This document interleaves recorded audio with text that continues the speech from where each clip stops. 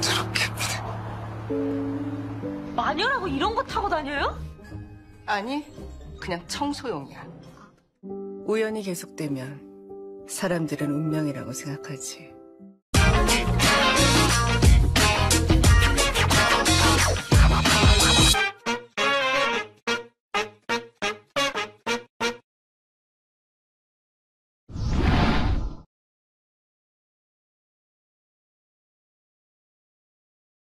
Ternyata pria itu tidak lain adalah Kidung yang berusaha merampok restoran Jin. Namun aksi amatirannya ini justru membuatnya terlihat menyedihkan, karena ia bahkan meminta semua makanan di restoran tersebut. Hal itu ia lakukan karena tidak memiliki uang lagi dan tengah sangat kelaparan. Hingga akhirnya Kidung gagal merampok karena malah pingsan melihat tanaman mandrake berbicara.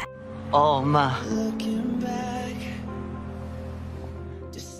Setelah sadar, Kidung meminta maaf dan menjelaskan alasannya melakukan perampokan. Kasihan dengan Kidung yang merengek karena nasibnya yang buruk, Hira pun menyuruhnya agar memesan makanan dan membuat permintaan. Kidung dengan cepat menjawab dirinya ingin pekerjaan dan punya tujuan saat bangun di pagi hari, di mana itu adalah hal yang paling dibutuhkannya saat ini. Seperti biasa, Jin memberikan nasihat dan meminta agar Kidung membuat permintaan dengan memikirkannya matang-matang. Dan seperti biasa pula, Hira meminta agar Jin jangan mengurusi keinginan orang lain karena bagaimanapun yang menanggung akibatnya adalah si pembuat keinginan.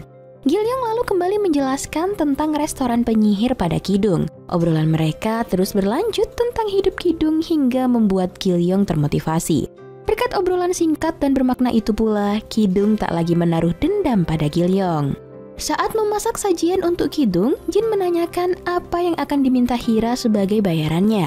Jin pun menawar agar Hira jangan meminta bayaran yang sulit dan besar pada Kidung, karena permintaannya begitu sederhana, yakni mendapat pekerjaan. Hira lalu memberikan perumpamaan bagaimana sulitnya ia menentukan pilihan dan membuat mereka jadi berdebat. Namun dengan bujukan Jin, akhirnya Hira mengalah.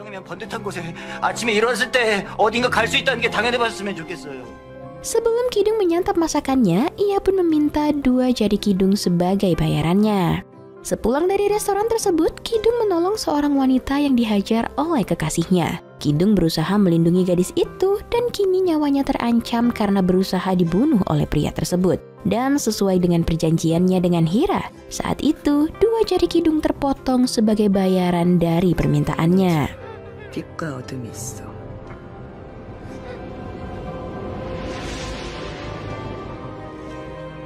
Keesokannya, Pak Oh mengantar bubuk coklat permintaan Hira di restoran. Jin yang baru datang heran karena di restoran itu tidak ada pelanggan. Dengan tatapan galaknya, Hira pun menjelaskan hari besok akan ada wanita yang datang ke restoran mereka. Sosok wanita yang pernah sangat bahagia 7 tahun yang lalu. Wanita yang berpikir bisa menggapai cinta dan impiannya sekaligus. Hira lalu mengatakan pada Jin kalau restoran mereka tutup hari ini. Di sisi lain, seorang wanita bernama Sunmi baru selesai geladi pentas drama musikal yang akan tampil hari besok. Sebagai seorang aktris sekaligus penyanyi, dirinya banyak dipuji rekan-rekan timnya dan produser acara tersebut karena bersuara merdu. Tak hanya itu, ia juga dipuji karena beruntung memiliki pacar yang sudah lulus PNS, di mana sebentar lagi mereka juga akan segera menikah. Mendengar segala pujian itu, Sunmi hanya bisa tersenyum senang dan sesekali merendah. Hubungan Sunmi dengan kekasihnya sudah berusia 7 tahun. Maka dari itu tak sedikit pula yang mempertanyakan perasaan cinta keduanya. Siang itu Sunmi diajak ketemuan di sebuah restoran oleh sang kekasih yakni Sungho. Hari itu ia mengira Sungho akan melamarnya. Namun ternyata Sungho justru memutuskannya, bahkan cincin kapal hadiah dari Sunmi dikembalikannya. Sunmi tentu tidak terima dengan keputusan sepihak yang dilakukan kekasihnya. Namun apa boleh buat, meski Sunmi mengemis sekalipun, sang kekasih tidak ingin melanjutkan hubungan mereka.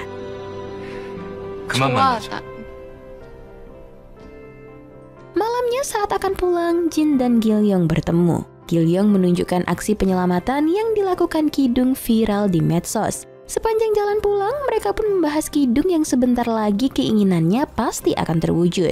Jin lalu teringat dengan keinginan Gilyong dan bertanya apakah terwujud. Tapi Gil-yong hanya tersenyum dan memberikan jawaban yang tidak pasti. Saat melewati restoran si ibu sombong, Jin kembali merasa bersalah dan teringat akan permintaannya. Bersamaan dengan Jin menuju rumahnya, Sunmi yang begitu patah hati diputuskan Sungho dan galau hampir ditabrak mobil. Namun untunglah Jin menyelamatkan Sunmi. Di rumah saat tidur, Jin kembali memimpikan masa kecilnya, di mana saat itu Jin tersesat dan terjatuh di hutan, namun ia ditolong oleh seorang wanita misterius. Tak hanya itu, Jin juga masih selalu dihantui arwah si ibu sombong.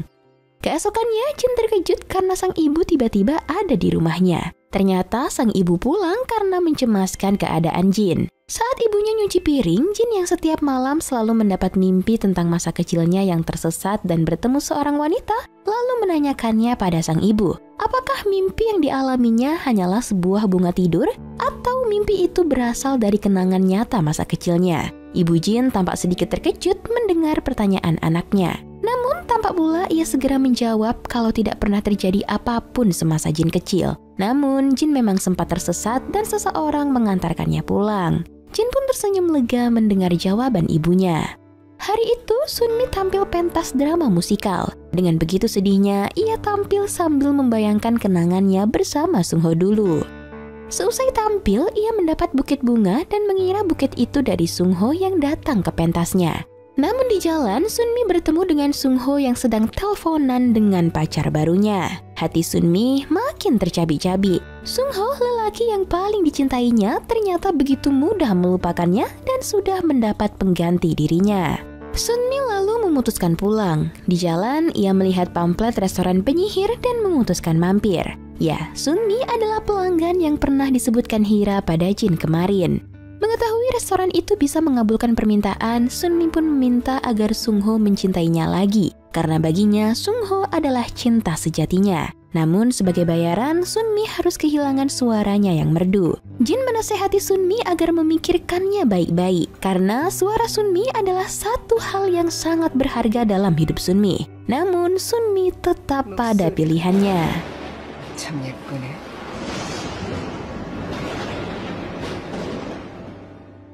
Setelah melayani pelanggan, Jin dan Gil-yong pun pulang. Jin sedikit menggoda Gil-yong yang tidak pulang ke rumah dengan mengatakan kalau anak-anak seperti Gil-yong tidak boleh jalan-jalan larut malam seperti ini. Gil-yong pun mengatakan dirinya bukan anak-anak dan ia jalan-jalan sekalian nganter Jin pulang ke rumahnya. Mereka berdua lalu ngobrol tentang Sunmi dan permintaannya barusan. Gil-yong merasa Sunmi keren sampai merelakan impiannya demi sang kekasih. Namun Jin menanggapi layaknya orang dewasa pada anak-anak yang mengatakan kalau Gil-yong masih kecil dan belum tahu apa-apa. Baginya apa yang dilakukan Sunmi malah menyedihkan karena seolah-olah hal terpenting dalam hidupnya hanyalah cinta. Ngobrol-ngobrol-ngobrol, Gil-yong pun memberanikan diri ngajak Jin nonton film hari besok. Tak diduga Jin ternyata mau dan ia juga sudah lama tidak nonton film. Esoknya, ayah Gil-yong pindahan ke rumah baru mereka dibantu Pak Tukimin. Pak Tukimin juga memiliki seorang ibu yang selalu cerewet menyuruhnya segera menikah. Sementara itu di restoran, Jin yang baru sampai bergegas membersihkan sisa-sisa masakan untuk Sunmi tadi malam. Entah mengapa saat akan membersihkan panci untuk membuat coklat, Jin seolah tersihir dan ingin sekali mencobanya. Hingga akhirnya Jin pun memakan sisa coklat itu dengan begitu lahap. Jin lupa kalau dirinya dilarang memakan sisa masakan. Bisa saja sisa masakan itu malah membuatnya keracunan atau terkena kutukan. Setelahnya, Jin menemani bestinya ke suatu mall. Di lift tak sengaja Jin bertemu dengan penulis buku yang saat itu sedang terkenal bernama Kim. Saat itu lift terguncang hingga Jin hampir terjatuh. Namun Kim berhasil menyelamatkannya. Pertemuan yang tak disengaja itu membuat Jin teringat dengan rasa coklat yang ia makan. Manis tapi beraroma menyengat seperti ditusuk pisau. Jin jadi menghubungkan pertemuan itu apakah karena makan coklat atau karena takdir. 내가 만든 음식 함부로 먹지 마. 하다못해 남은 거라도. Sementara itu permintaan Sunmi telah terwujud. Di suatu malam, Sungho menghampirinya, meminta maaf dan ngajak balikan. Melihat Sungho kembali padanya, Sunmi jadi sangat bahagia. Esoknya, suara Sunmi mulai serak dan ia kesulitan latihan nyanyi. Padahal produsernya mengatur sebuah acara besar untuk Sunmi. Cemas dengan kondisinya, Sunmi pergi memeriksakan diri ke rumah sakit. Di sana, dokter yang memeriksanya ternyata adalah salah satu fansnya yang sangat menyukai dan kagum dengan keindahan suara Sunmi. Bahkan buket bunga yang waktu itu Sunmi kira dari Sungho ternyata dari dokter ini. Setelah pulang dari rumah sakit, Sunmi senang karena dokter itu seperti sangat menyukai Sunmi dan mengajak PDKT. Ketika sampai di rumah, melihat Sungho yang hanya sibuk main game di apartemennya membuat Sunmi sedikit jengah. Emosi Sunmi pun makin menjadi kala mengetahui selama ini ternyata Sungho tidak pernah ikut ujian PNS. Bahkan sifat keras dan kasar Sungho membuatnya jadi sadar dan mulai mencemaskan permintaannya kemarin yang kini membuat suara indahnya jadi hilang. Ia mulai takut jika dirinya salah membuat permintaan hingga nasib baik yang harusnya ia dapatkan justru tidak ia dapat.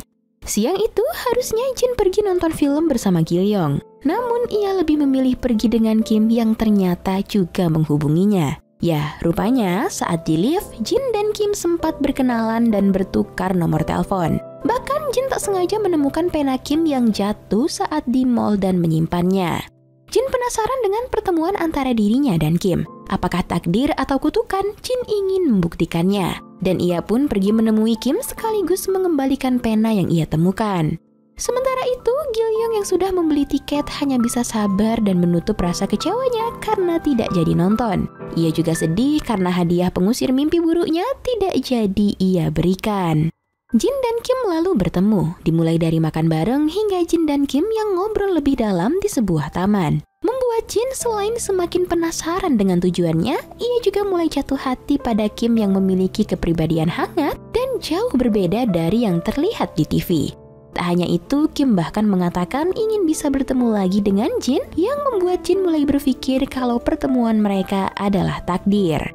Sementara itu, Gilyong yang suntuk pergi ke restoran penyihir dan di sana ia menceritakan sebab kegalauannya. Saat itulah ia justru mendapat petuah dari Tuan Oh. Tuan Oh mengatakan Gilyong harus terlatih terluka agar terbiasa. Gilyong juga tidak boleh banyak berharap karena semakin diharapkan, apa yang Gilyong inginkan justru semakin sulit untuk didapatkan. Esoknya di rumah Gilyong saat sarapan dengan sang ayah, Gilyong bertanya apakah dirinya harus kuliah. Sang ayah lalu menjawab, meskipun ayah dan mendiang ibunya ingin sekali Gilyong kuliah, tapi semua itu kembali diserahkan pada Gilyong. Gilyong bebas menentukan jalan hidupnya dan ia tidak harus mewujudkan keinginan kedua orang tuanya. Gilyong sangat senang mendengar jawaban sang ayah. Maka dari itu, Gilyong memutuskan tidak lanjut bersekolah di SMA-nya. Ia akan fokus di bidang lari dan memulainya lagi dari awal. Hari selanjutnya di restoran penyihir, di pagi hari mereka kedatangan Ibu Tukimin yang membawa bingkisan untuk dimakan Jin. Ibu Tukimin bercerita panjang lebar tentang anaknya dan berniat menjodohkannya dengan Jin. Jin dengan malu-malu lalu mengatakan kalau ia sedang berkencan. Hal itu selain membuat Ibu Tukimin malu, Gilyong juga jadi kepikiran dengan sosok pria seperti apa yang dikencani oleh Jin. Malamnya, Gilyong menceritakan apa yang dilakukan Ibu Tukimin pada Hira. Ia cemas jika Jin dijodohkan dengan bapak-bapak berusia 50 tahun. Tak lama, Jin menawarkan Hira agar memakan kue beras yang dibawa Ibu Tukimin tadi. Hira lalu tak sengaja menyebut ibunya saat berbicara, membuat Gilyong dan Jin semakin penasaran dengan awal mula kehidupan penyihir galak satu ini. Hira menjelaskan kalau dirinya memiliki ibu dan mereka bukanlah dari garis keturunan seorang penyihir. Tapi Hira mulai menyadari dirinya penyihir karena dirinya sadar dirinya memiliki kemampuan penyihir. Namun baru akan mulai bercerita, Hira tersadar sesuatu dan ia pergi ke penyimpanan ramuan dan mantra. Jin lalu menyusul Hira dan meminta penjelasan. Karena dulu Hira mengatakan Jin memiliki kemampuan seperti penyihir. Ia jadi takut dirinya akan berubah menjadi penyihir. Hira menjelaskan menjadi penyihir merupakan suatu pilihan, dan terlepas dari takdir, semuanya berjalan sesuai dengan apa yang telah kita pilih dalam hidup.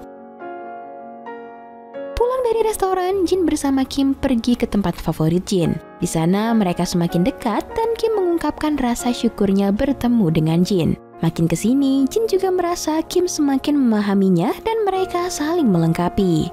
Esoknya, Ibu Tukimin kembali datang ke restoran dan kali ini untuk membuat permintaan. Ia melakukan ini karena mendengar cerita kidung yang keinginannya telah terwujud. Di sana, Ibu Tukimin tentu meminta pada Hira agar putra sematawayangnya segera menikah dan memiliki istri.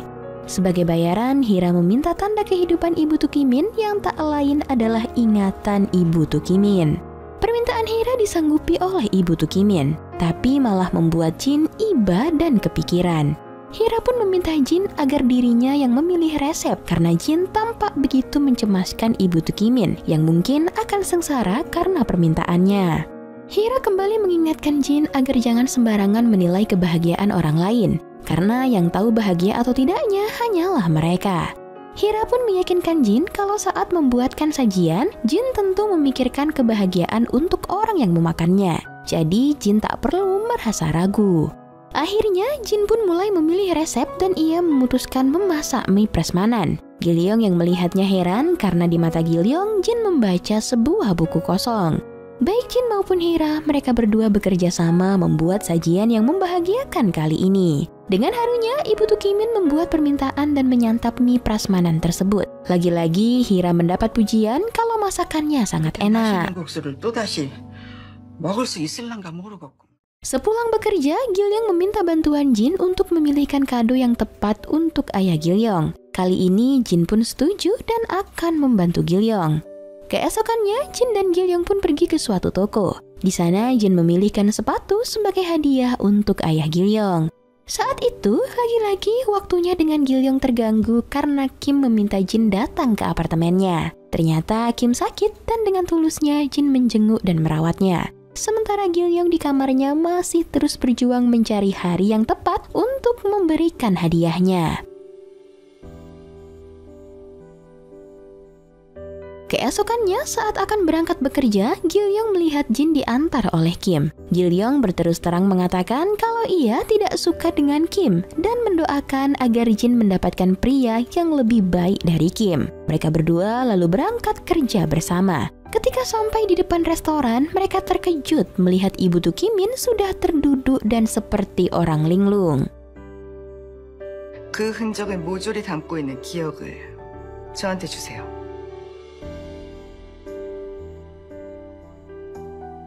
그때 윤기 씨가 내 앞에 나타난 것도 기적이야, 나한테.